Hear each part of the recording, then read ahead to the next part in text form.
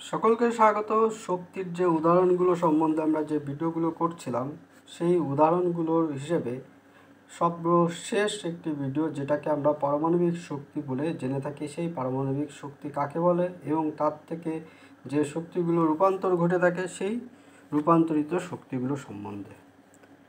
প্রথমেই চলে আসি পারমাণবিক শক্তি কাকে বলে। নতুন চ্যানেল সবাইকে সাবস্ক্রাইব করবার অনুরোধ করা হচ্ছে।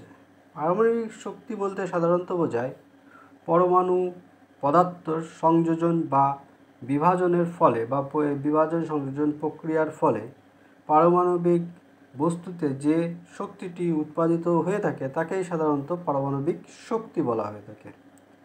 এই পারমাণবিক শক্তিকে কাজে লাগিয়ে একদিকে যেরকম ধ্বংসাত্মক রূপ বা ধ্বংসাত্মক বস্তু হিসেবে পারমাণবিক বোমা তৈরি করা হয়ে থাকে, ঠিক একই রকমভাবে এই পারমাণবিক শক্তিকে ব্যবহার করে বিদ্যুৎ বা তড়িৎ বা কারেন্ট যেটাকে বলা হয়ে থাকে সেইটি উৎপাদন করা হয়ে থাকে।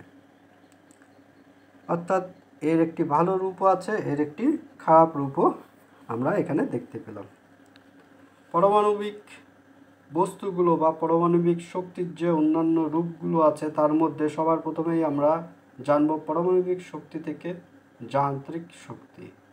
পারমাণবিক শক্তি থেকে যে যান্ত্রিক শক্তি সেটি হচ্ছে পরমাণু বিস্ফোরণের ফলে পরমাণুর শক্তি একটি বিরাট অংশকে ধ্বংস করতে সক্ষম হয়ে থাকে, অর্থাৎ বিভিন্ন বস্তুকে এটি নষ্ট করে দিতে পারে।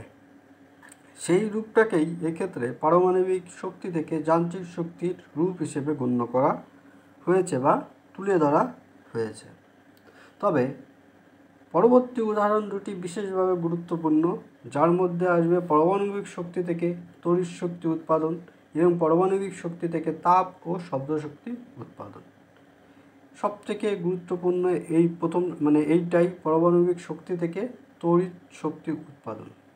পারমাণবিক চুল্লিতে পরমাণু পদার্থকে ব্যবহার করে সাধারণত সংযোজন বিয়োজন প্রক্রিয়ার মাধ্যমে, বিশেষ করে বিভাজন প্রক্রিয়ার মাধ্যমে এর থেকে প্রচণ্ড পরিমাণে তাপ শক্তি উৎপন্ন করা হয়ে থাকে এবং এই তাপ শক্তি থেকে তাপ বিদ্যুৎ বা বিদ্যুৎ উৎপাদন করা হয়, যে কারণে এই যে পারমাণবিক পদার্থ থেকে যে বিদ্যুৎ তৈরি হচ্ছে তাই এই বিদ্যুৎটিকে পারমাণবিক বিদ্যুৎ হিসেবে গণ্য করা হয়ে থাকে।